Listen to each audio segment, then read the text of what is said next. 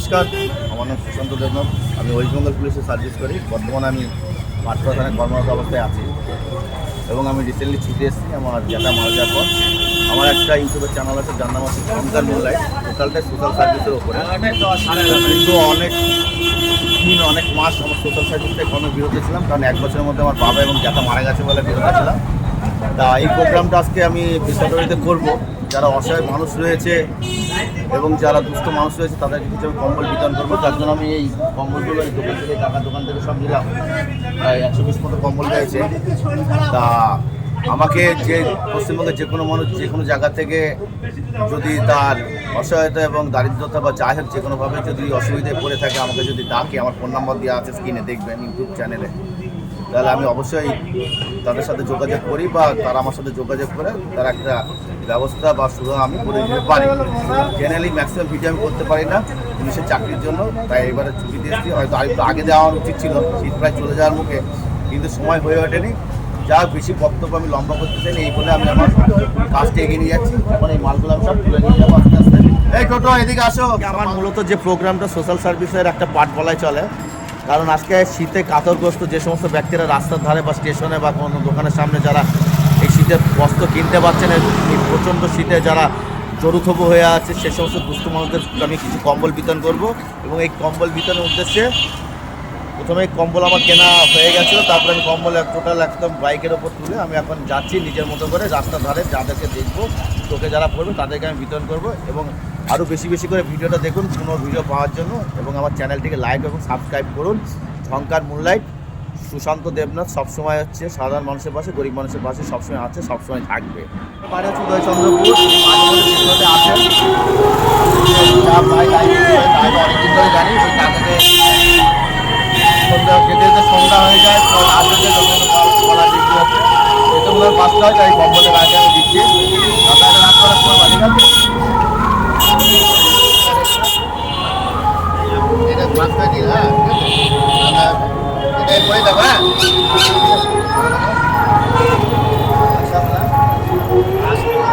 ভালো কথা, ঠিক আছে। এই কাকার তো এই বয়স্ক কাকার বাড়ি একসাথে হচ্ছে গোপালপুর।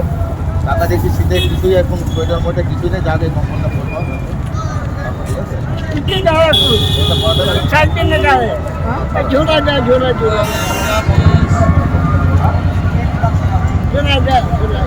চলে যাও, খুলে দেবো, আসলে দেবো।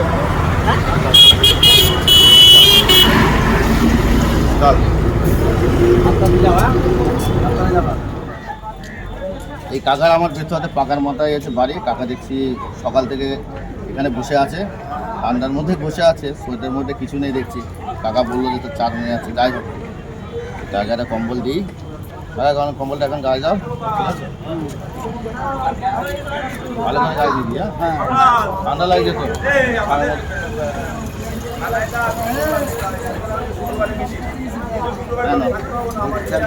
হ্যাঁ ঠিক আছে, এটা পড়বো। এখন তো অল্প অল্প ঠান্ডা, এটাই পরে কাজ চালিয়ে দেবো, ঠিক আছে। ঠিক আছে, যদি করলে করো। ঠিক আছে, ভালো থাকো। হ্যাঁ, আর খাবে খাবে কিছু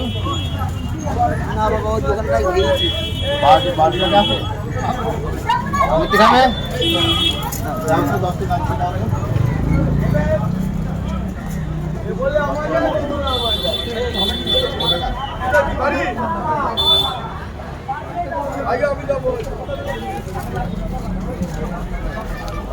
তাই না, একটু আমেরটি খাও, সকাল থেকে কিছু খাইনি বলছি, ঠিক আছে। ভালো থেকো। আর এটা পড়ো, ঠিক আছে, কম্বলটা শীতে। এই কাকা রামেশ্বর কলোনিতে বাড়ি, তা কাকা খুব অসহায় অবস্থায় আছে। আমার কাছে নিজে থেকেই বললো যে আমার একটা কম্বল লাগবে। আমি বললাম যে দেখে হয়তো বুঝতে পারিনি প্রথমে, তারপর বললো যে এখানে কি অপারেশন করেছে, মুখের কথা অনেক কিছু বলছে, ছেলেদের তো দেখে না। কম্বল যেহেতু আছে আমার কাছে এক্সট্রা, আমি দিয়ে যাচ্ছি। এটা পড়ো তাহলে। আর যদি কোনো এই প্রতিশ্রুতি দিয়ে যাচ্ছি, টাকার যদি ভবিষ্যতে কোনো অসুবিধা হয় আমার ফোন নাম্বার আমি দিয়ে যাচ্ছি। টাকা ঠিক আছে। তোমার নামটা কি? নিতাই দে। তাহলে আমার নাম হচ্ছে সুশান্ত দেবনাথ, ফোন নাম্বার দিয়ে যাচ্ছি, ঠিক আছে। আছে অসুবিধা হলে ওষুধ কেনা হলে আমার বাড়ি এখানে বাড়ি, সবাই চেনে, সবাই জানে। ঠিক আছে, এটা পরে রাখছি, ঠিক আছে। অসুবিধা হলে আমি আছি পাশে। হ্যাঁ, এই যে বিজয়দার সাথে দেখা হলো, বিজয়দা টোটো চালায়, যাই হোক কষ্ট করে সংসার চালায়। অনেক দিনেরই এই আমাদের চক্ষুর লক্ষ্মীতলায় বাড়ি, যেতে যেতে দেখা হলো একটা জায়গায় গাছ ছিল প্রোগ্রামে, একটা কম্বল বিজয়দাকে পরে দিচ্ছি। চলে যাওয়া শুনছিলাম যে তার এক ঠাকুমার শরীর খুব খারাপ, অসুস্থ অবস্থায় রয়েছে অনেক বছর ধরে, এইরকম ভাবে পড়ে থাকে যে ঠান্ডায় আটকাচ্ছে, যা তারা যতটা পারে সেবা করার চেষ্টা করে এবং সেবা করেও। আমি আমার তরফ থেকে আমি ঠাকুমাকে একটা কম্বল দিয়ে যাচ্ছি, কম্বলটা ঠাকুমা গায়ে দেবে জন্য, ঠিক আছে? ঠাকুমা কম্বলটা গায়ে দাও, ভালো থেকো। আমি পুলিশে সার্ভিস করি, থাকবো বলা না, ঠিক আছে ঠিক আছে। ঠাকুমা খুব শীতের মধ্যে কষ্টে খুব আছে, দেখে বোঝা যাচ্ছিল, বললাম আমার কম্বল খুব প্রয়োজন। ঠাকুমার কোনো ছেলে নেই, মেয়েদের কাছেই থাকে, আমি কম্বলটা দিয়ে যাচ্ছি, ভালো করে থাকবা, ঠিক আছে? আবার কিছু লাগলে আমাকে তুমি দেখা হলে বলবে, আর ফোন নম্বর আছে, লাগবে, ঠিক আছে? ভালো থাকো তাহলে, ঠিক আছে? কম্বল পরবা, আবার দেবো সামনের বছর, ঠিক আছে? ভালো থাকো। ঠাকুমা, ও ঠাকুমা, এদিকে আসো, এদিকে আসো, এদিকে আসো, এদিকে আসো, এদিকে আসো, অনেক অনেক পাতা ঘুরিয়েছে, এদিকে আসো, তাড়াতাড়ি আসো, তাড়াতাড়ি আসো, আসো আসো আসো আসো, অনেক দূর দূর থেকে আমরা ঘুরে আসলাম, পরে ভোরও আসো তাড়াতাড়ি, কি কষ্টের মধ্যে আছে সারাদিন পাতা ঘুরে। এদিকে আসো, নিয়ে আসো, এই কম্বলটা নিয়ে আসো তো, একটা কম্বল দিচ্ছি, নিয়ে যাও। সকালবেলা কটার সময় এসেছো? এদিকে আসো, এদিকে আসো, এটা পড়বা, তুমি তো দেখি কিছুই পড়োনি সকাল থেকে ঠান্ডার মধ্যে, এইভাবেই কাজ করছো। এদিকে আসো, আসো আসো আসো, ধরো, আশীর্বাদ করে যেন ভালো থেকে আমার বেশ হতে পারে, ভালো থাকো। ঠিক আছে, যদি এরপরে যদি অসুবিধা হয়। কি করে ছেলে? ছেলে কি করে? ঠিক আছে, তুমি এখানে তো প্রতিদিন আসো তো? কখন আসো? সকালবেলায়? আচ্ছা, আমি যখন আসবো দেখাবো তোমাকে, আমি কিছু খাবার দাবার দিয়ে যাবো, ঠিক আছে? ঠিক আছে, ভালো থেকো। হ্যাঁ ঠিক আছে, আমার চলার পথে যে তোমাকে দেখায়, তোমাকে আমি কিছু খাবার টাবার যাওয়ার জন্য আমি দিয়ে যাবো, এখন থাকো, ঠিক আছে? ভালোভাবে থেকো, আর যাও, বাড়ি চলে যাও। হ্যাঁ, সকাল থেকে কষ্ট করছে, ঠিক আছে? ভালো থাকো। হ্যাঁ, আমরা যাচ্ছি। আজকে এখানকার মতোই পর্ব আমি শেষ করে দিতে যাচ্ছি। আমার সোশ্যাল সার্ভিসের যে পার্টটা ছিল, কম্বল বিতরণ, রাস্তার ধারে আমার চোখে যত অসহায় মানুষ পড়েছে তাদের সবাইকে আমি বিতরণ করলাম।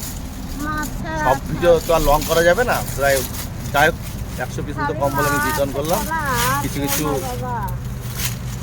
আমি দেখাতে চাইলেও পুরোটা দেখানো যাবে না, কারণ ভিডিও অনেক বড় হয়ে যাবে, লেন্দি হয়ে যাবে। এরপরে সোশ্যাল সার্ভিসের উপর ভিডিও যদি আপনারা দেখতে চান, আমার যে ঝঙ্কার মুনলাইট চ্যানেলটি ইউটিউবে রয়েছে, সেটি সাবস্ক্রাইব করুন এবং লাইক করুন এবং বেশি বেশি করে শেয়ার করুন।